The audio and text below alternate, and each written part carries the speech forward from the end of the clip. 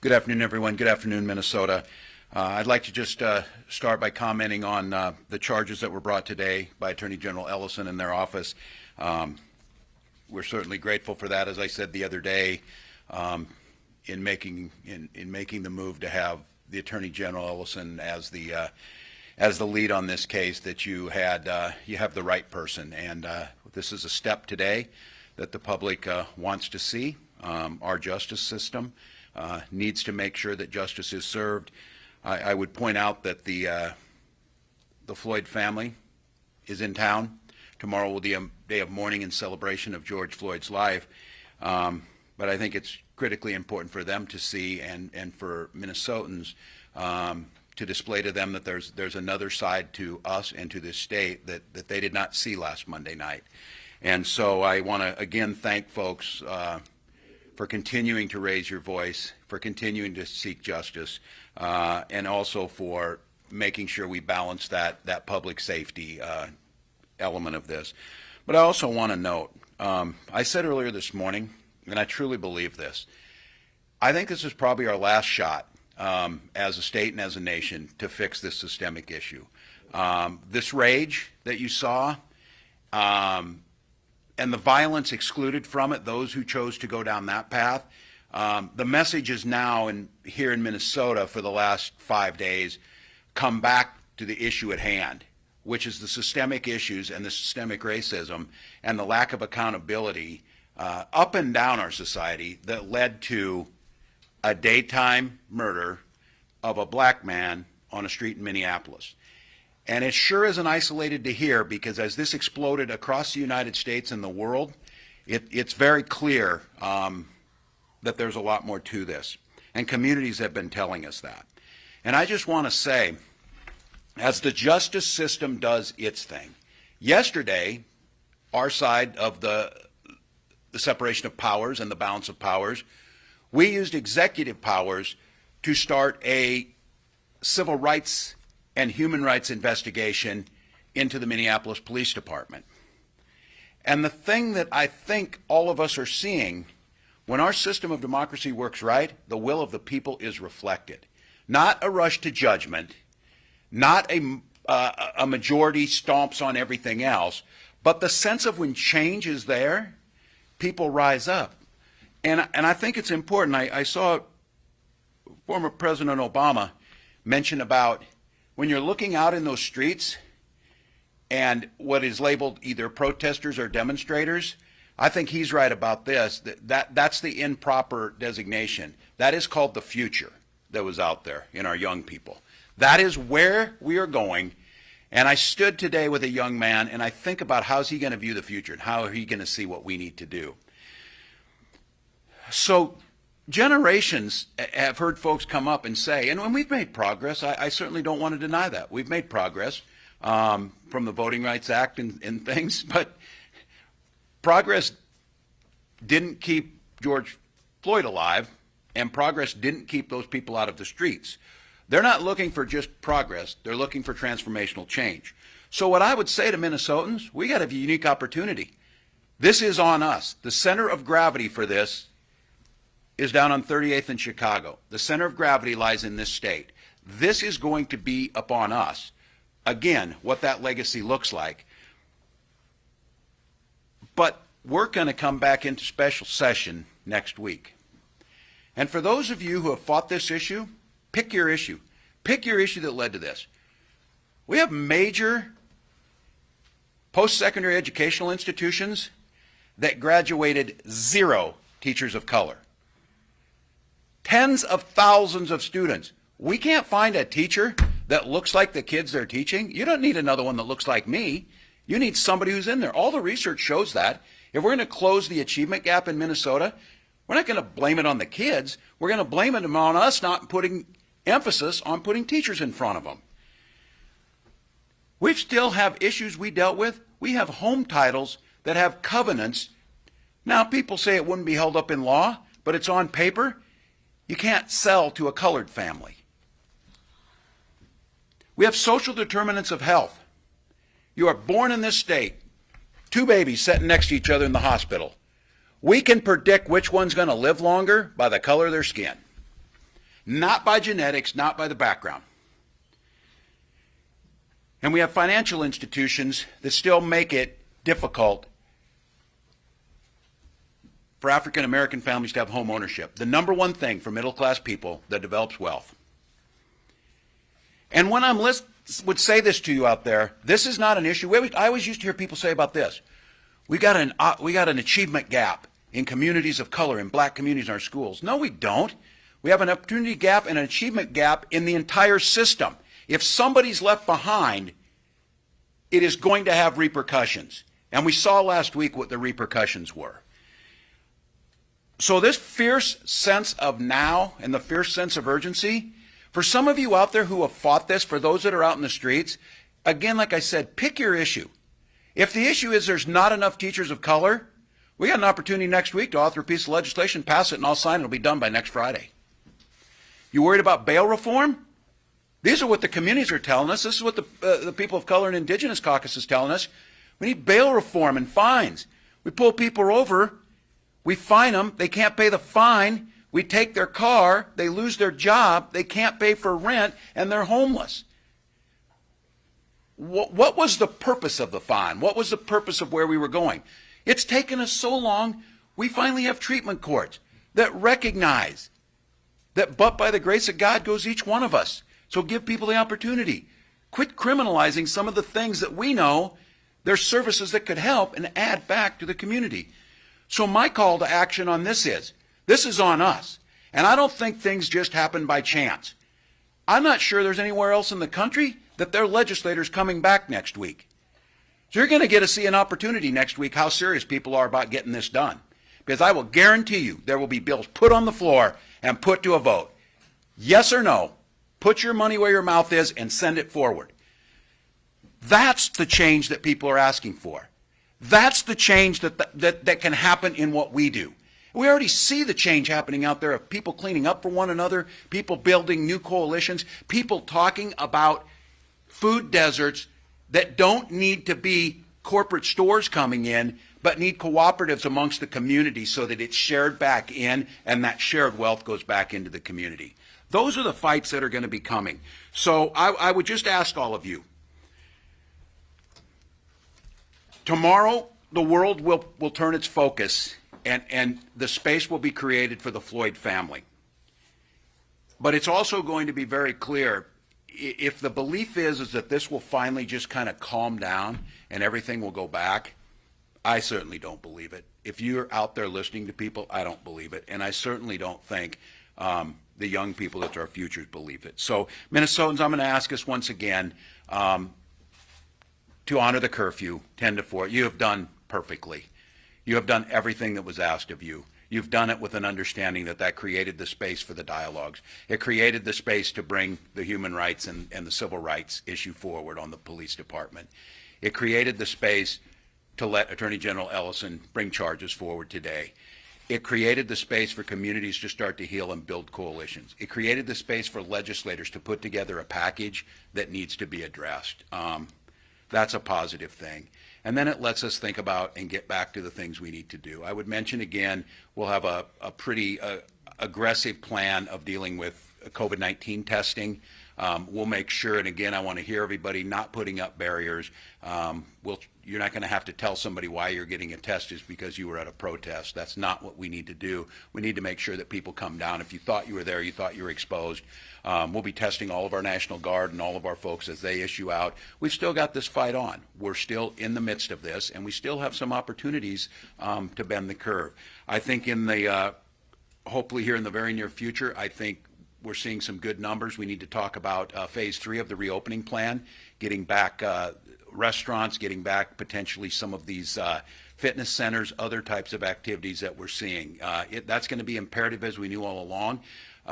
We're staying relatively stable, and I think it's because, I'll have to say, even in situations of large mass gatherings here this week, the vast majority of people were doing the best they could. They had their masks on.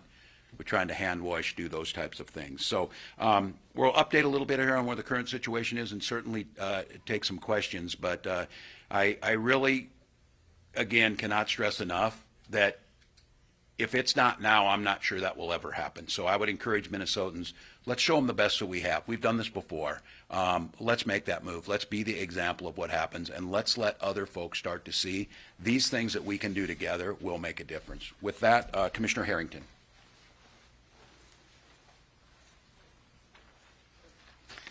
Thank you, Governor Walz. John Harrington, Commissioner of the Department of Public Safety. Following up on Governor Walz's statement, the 3 former Minneapolis officers, one of them is already in custody, and we expect before this evening is out to have the other 2 in custody based on the charges brought today by Attorney General Keith Ellison. We will be continuing our rapid response model of policing. I met today with a number of community leaders from different parts of the Twin Cities area, including North Minneapolis and South Minneapolis, to talk about what that deployment would look like and talk about what community partnerships we can create and should be maintaining as we continue to try and keep the peace, maintain the rights of everyone to be able to protest appropriately, and make sure that we do not have any new fires, that we do not have any new episodes of violence there. In addition to the rapid response teams, we continue to staff our mobile field force teams, and we are continuing to work on 2 new projects, not really new necessarily, but we're continuing to expand the work we're doing with the ATF Fire Task Force. As I mentioned, there have been around 90 fires, arson fires that we have been working on. This ATF State Fire Marshal and Minneapolis and St. Paul Arson Unit Task Force is in fact investigating those, and we are in fact also going out to pick up flammable objects, bottles, cans, other things that we have found left secreted in backyards and in alleys and in the backs of people's houses, to make sure that we can take those objects away and make sure that there is not additional tools for those who would do harm's trade. Finally, we are also working with the FBI on federal charges. They have announced federal charges on 1 individual who crossed state lines to commit crimes, and we are continuing to work with them on investigations to make sure that if there are others who are committing crimes, interstate crimes, crimes that are within the federal jurisdiction, we are going to work with the FBI to do the investigation, and we're also working with Erica McDonald, the U.S. Attorney for the state of Minnesota, to make sure that those will be charged appropriately. One thing that has come up is concerns about the 911 system, people calling 911, not getting an answer. We are going to start working through the ECN, the Emergency Communication Network, to try and provide some additional resources to the 911 system so that folks will get a more rapid response there. We are asking folks, if they see people, especially around this issue with the flammable objects, to continue to call 911. We recognize that in some times over the last week that has not necessarily seemed like the most useful information, but we really think that is where, when somebody has a flammable, when somebody has an incendiary, when somebody has what is potentially a bomb, we want that information to go out as an emergency call. We do believe that for those folks that are seeing cars driving around with no plates on them, and we continue to get those reports, we continue to follow up on them. We've continued to actually find several of them now. We'd like you to use the non-emergency number for your local police department. If it's 612-348-2345 for Minneapolis, or 651-291-1111 if you're in St. Paul. So if you're seeing cars, suspicious activity where you think the cars are cruising your alley or cruising a site, they've stopped in places you don't know, we would like to hear about that. We will send people out to do the investigation on that, but we think the non-emergency number will be a better resource for that. Finally, I will just echo the governor's comments about the curfew. We're going to do the curfew for another 2 days, from 10 to 4. And once again, I will ask Minnesotans, folks especially in the Twin Cities, Minneapolis and St. Paul, please stay home, stay safe. We know some of you have talked about the fact that you feel like you have to guard your property and guard your businesses. And we understand that. We appreciate the feeling, but we don't want you to put yourself in harm's way. We want you to be safe. We think home or in your business is the safest place for you. And so we're asking for you once again to step up your game and to step this up by staying home and staying safe. And with that, I'll turn this over to General John Jensen of the Minnesota National Guard.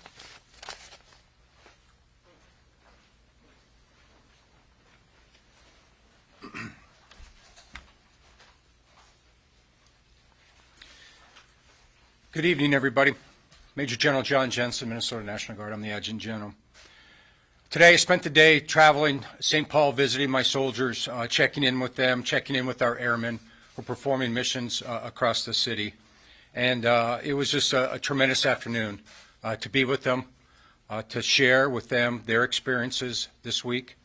And I can tell you they have been touched and have been impacted by their experiences this week. This is a difficult mission for anybody. It's a difficult mission for law enforcement professionals, and it's certainly a difficult mission for the Minnesota National Guard. But we are incredibly encouraged. What Commissioner Harrington described is exactly how we see the environment as well. Things are getting better. Things are improving. We are proud to be part of that, proud to be contributing to that. For the families of the soldiers and airmen that are currently here in Minneapolis, St. Paul, providing a vital service to both of those cities, I can tell you, your men and women, they're in great spirits. Their morale is high. They are completely committed to their mission. There's a seriousness in their approach, but I can tell you there's a strong purpose in their heart. Their purpose remains the same as it has been since day one, to preserve the right to safely and peacefully grieve and demonstrate for our citizens. Our ongoing redeployment continues. The governor approved the redeployment of Minnesota National Guardsmen back to their hometowns and their home armories, and we continue to do that. So we really have three pools of soldiers and airmen currently. Those available to the current mission, that number remains, or that number has been decreased. If you remember, earlier this week we described that to be over 7,000. We are currently right around the 5,000 mark. So where are those 2,000 soldiers and airmen from there? They are currently either in a transitioning period, as the governor mentioned, as we prepare to out-process them from state active duty to include COVID-19 tests. So when they return back to their employer, we know that they are healthy and prepared to work. And then finally, they're off duty. As we transition through this, the commitment I made to the governor, I believe it was on Monday, is that our presence would not be diminished, our capabilities would not be diminished. We'd be able to meet every mission and every need that was present in Minneapolis and St. Paul, and to this date, we continue with that goal, with that objective, and with that commitment. And as I mentioned, this type of state active duty is difficult. But together, I know this, as Minnesotans, we'll get through this difficult time.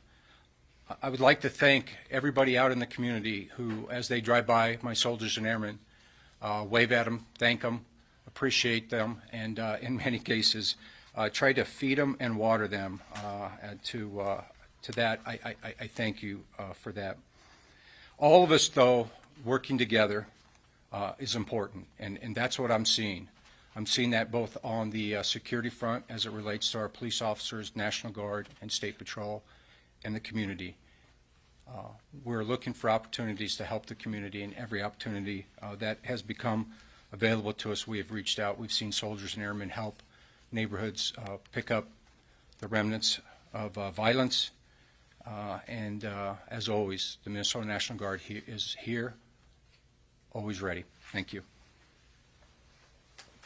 Thank you, General Jensen. I would like to echo this part of it, and the genius of our system, federalism, of making sure that there are very clear lines of delineation of not having federal forces in states. And I say this of someone who feels very strongly about this. For 24 years, I put on those uniforms, did my training as an artilleryman, but when missions called, tornado cleanups, fighting forest fires, sandbagging and assisting people in East Grand Forks in 1997, and then missions overseas. But each and every time when those missions ended, I went back home, I took off the uniform, I put it in the closet, and I put on my teacher stuff, and I went back into my community. They're not coming from somewhere else. They're invested in Minnesota. They're invested in our communities, and they see Minneapolis and St. Paul, whether they live here or not, as a part of who they are. So, General Jensen, I want to extend my deepest thanks for the professionalism, understanding that there's families out there that have have the stress of both sides of this, of watching what's happening and having people involved with it. And I'd also like to say, before I take questions as we talk about this, I mentioned why this may be centered down there on 38th in Chicago. I think it's important for us to keep in mind the issues at hand, of course, are across there, but the impact of what happened last week is felt further than down on Lake Street. And I just have to say, I want to thank, as they get ready to come back, our legislators are amazing. They have worked through their leadership, Speaker Hortman in the Minnesota House and Minority Leader Kent in the Senate, of funneling information, of trying to get information to people. And I have received countless calls from legislators. And I just want to say, I received one yesterday from Senator Bobby Joe Champion.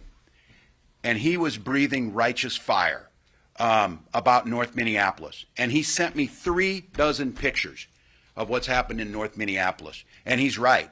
I see a lot of stories, but he said, how come nobody's talking about North Minneapolis? How come nobody's talking about things that happened here? So I think it's as important as we go back and we start talking about these things, we can leave no one behind. We can leave no parts of Minnesota behind. And we have to recognize this sense of what's happening is everywhere.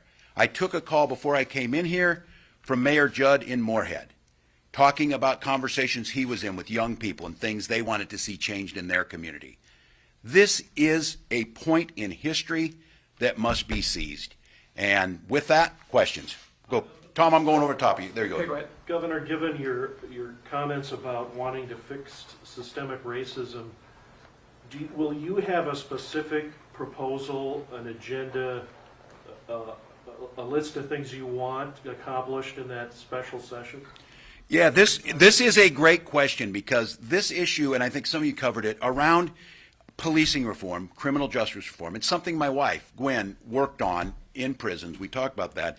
But what's changed here is all of us changing the lesson. No, what they don't need is another white politician bringing a proposal forward unless it's what the community wants. Now, many of those things came from them, but what we told and what we used to think about this is what's politically possible. We can't do that because that won't pass here, won't pass there. I would like to believe this calculus has changed. Now, you'll all say, boy, we've seen this before.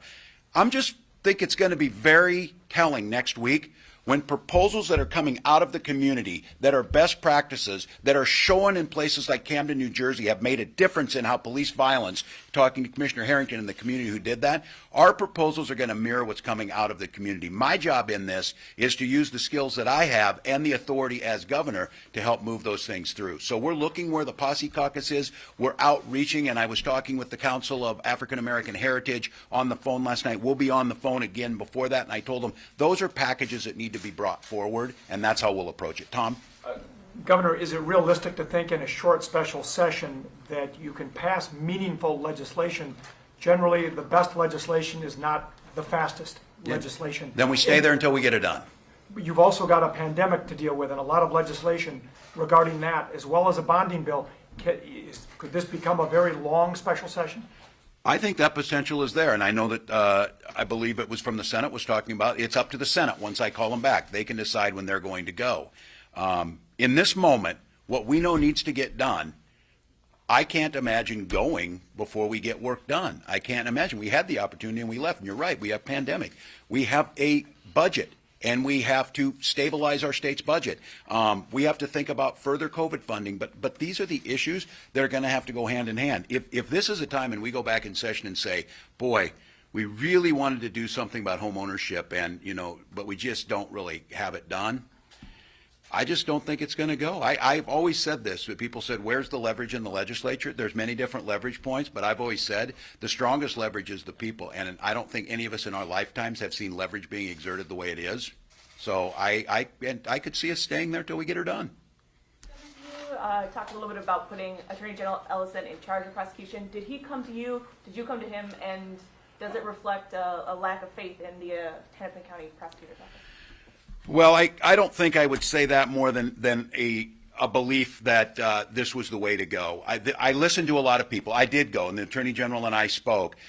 It was coming to me from lots of different sources, from lots of different people. And I think one of the things that became very clear here, perceived reality is reality, so I'm not going to get into the debate about that. But the public and the family did not trust this. And it's not as if every family gets to pick who their prosecutor is, but I'll tell you what, in this case, they were speaking for a lot of people who felt that that was it.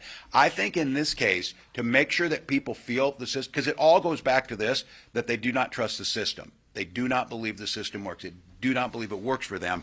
And that move was to try and move in a direction of a authority that I have to try and take some of that out of it. That was the reason that it was made. And I asked the Attorney General to take it.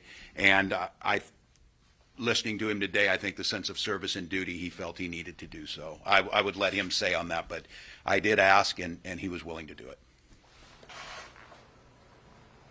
Governor, what's your message to these businesses that have boarded up their windows and doors? How long should they stay in this defensive position? When can they get back to normal? Yeah, and this is one that we all go together. I think this is always that striking the proper balance. It's my judgment, and I will let the folks on the security side who weigh into some of those, that the mood has changed to the point where Minnesotans are not going to tolerate anybody doing that. Minnesotans are not going to tolerate attacks on business, especially minority businesses, and that we can get into a posture. We can't stay in a massive presence on the street all the time. Once again, this hasn't happened. You know, we have crimes. We try and reduce them. We have strategies for that. But this type of broad scale. So our hope is that we will be there quickly. I don't think it's any...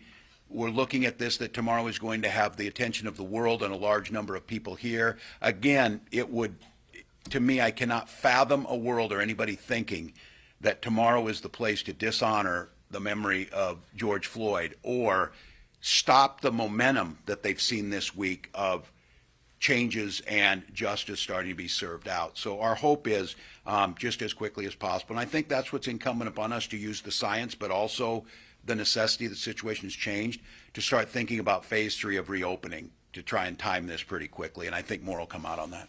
Governor, I had a question about that. A lot of Minnesotans, they might appreciate the way you're handling things now, but they're afraid you're preoccupied now with dealing with public safety, and they're worried that the economy is not going to get turned back on as quickly as many people think it should.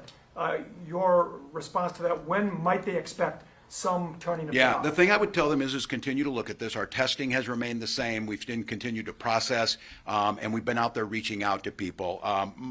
I tell my team that I do want to set expectations high in the public, because I think it holds you more accountable. I think they should expect in the next several days for us to hear and give a plan when we start. And I said, I think if you look at what we put out on phase 3, to go back to that about some of those are going, I think that's it.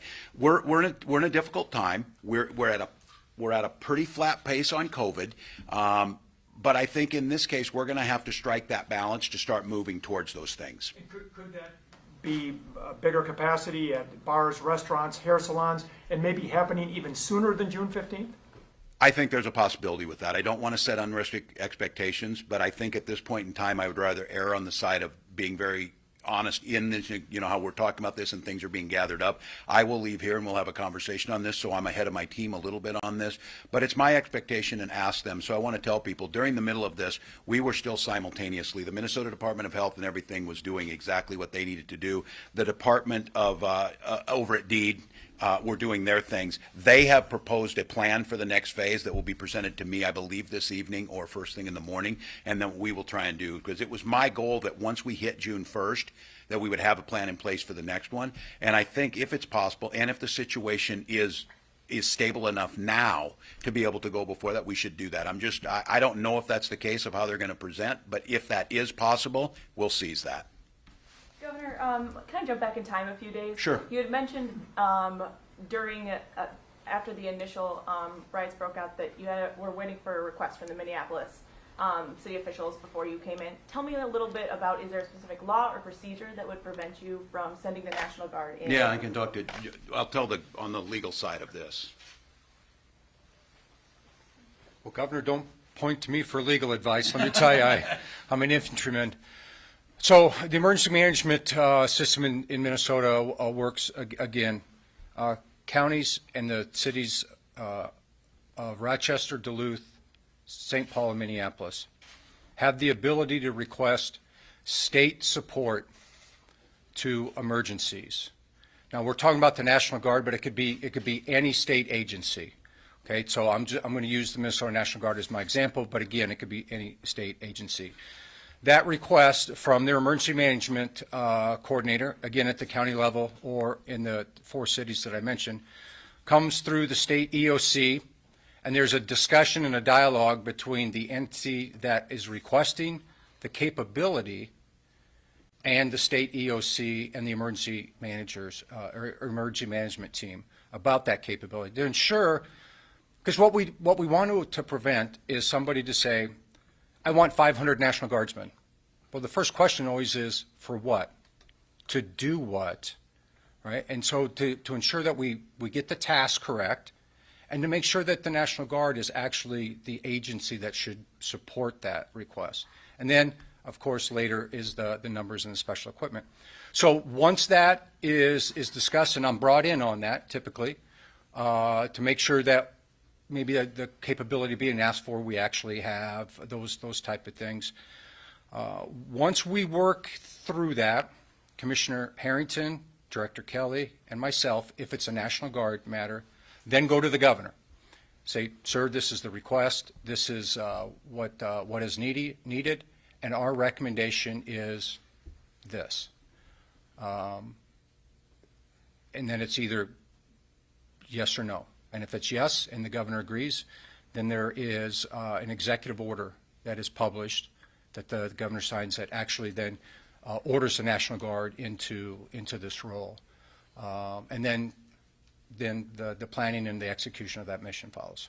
And when did you make that recommendation? To the governor. My first discussion as it relates to this operation was with Commissioner Harrington a week ago, almost exactly a week ago right now. But at that time, what the question was and what the conversation was that we believed we needed some type of resource from the Guard beginning on Saturday. Commissioner Harrington and I said, okay, I said, perfect. I'll come into the office on Thursday. We'll begin notifying our units. We'll have our soldiers report on Friday, and we'll be ready to execute the mission on Saturday. Well, the security situation in Minneapolis deteriorated very quickly on Wednesday night. As I mentioned earlier this week, I woke up Thursday morning to a text from Commissioner Harrington that said, we have to accelerate this and we need to go. And so we began working immediately on that. And so that's kind of the timeline in terms of where I was involved. I can't speak to anything before that conversation that Commissioner Harrington and I had on Wednesday evening.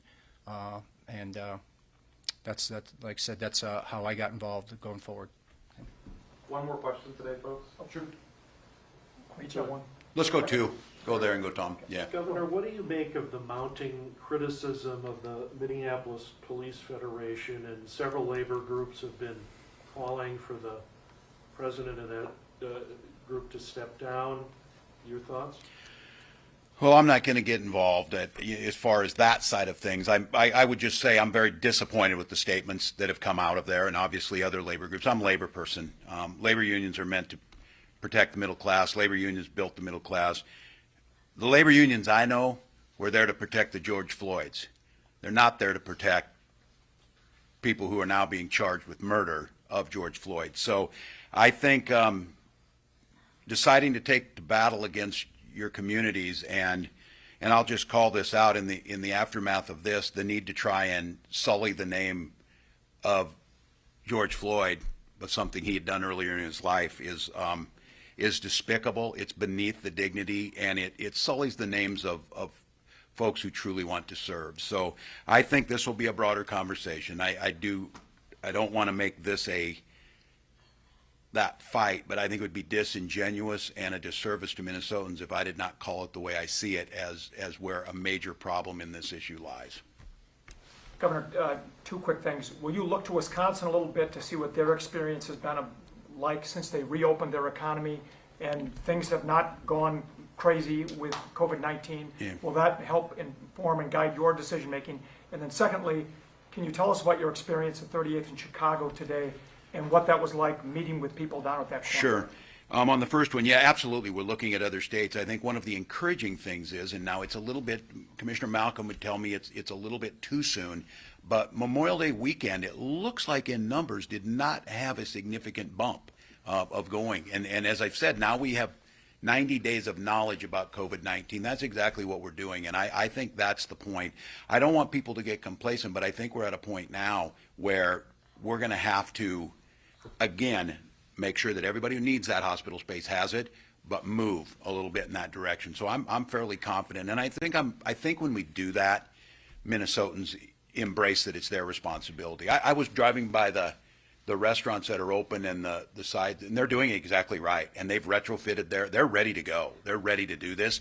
That's what gives me the encouragement that we need to help them. And as far as this morning, and as I said, my intention was to try and go down there.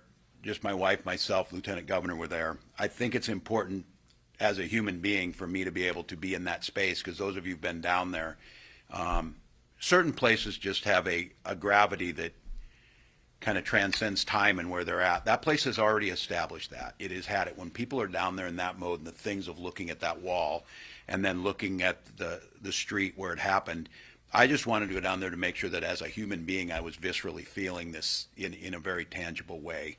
And I tried to stay out of people's way, but there was a gentleman had a young man with him, about a 6-year-old, and he had a piece of chalk, and he was writing, an African-American man. And it really struck me when I talked to him, because people were talking about this, and someone said to the side, well, it'll be better when they arrest those officers. He said, it won't be better. He said, it's justice. It needs to be done, but there will still be the pain. And I thought it was so interesting that he was talking about the pain of those families that weren't involved and the children of those families. In the pain that he's in as an African-American man sitting on the site, knowing that it could have just as easily been him or, God forbid, his son who was standing beside him, he was thinking at the broader issue of kindness, healing, community. It was very powerful because it takes you to that place, is what I keep saying, is this transformational way we're looking at this. If we get this right, this will be a better place to live. This is, and I say here, so it was powerful. I again am very quick to call out that these special places, the last thing many times, especially where a black man's killed, to have a white politician there appropriating that pain. But I do think I would say is that you need to go down there and feel it, not just so you can pat yourself on the back that you have feel the pain, but that you understand this sense of urgency of the change that has to happen, because then it becomes very personal to you. So I'm very grateful for all the people who were down there. I'm grateful for the way that Minnesotans have treated this. I think it's going to be very important for the community to tell us what they need to do, and that's what's a lot of going on down there, community talking and us listening. And I, like all of us, need to become better listeners, and then we need to put that into action. So thank you, and we'll try and follow up.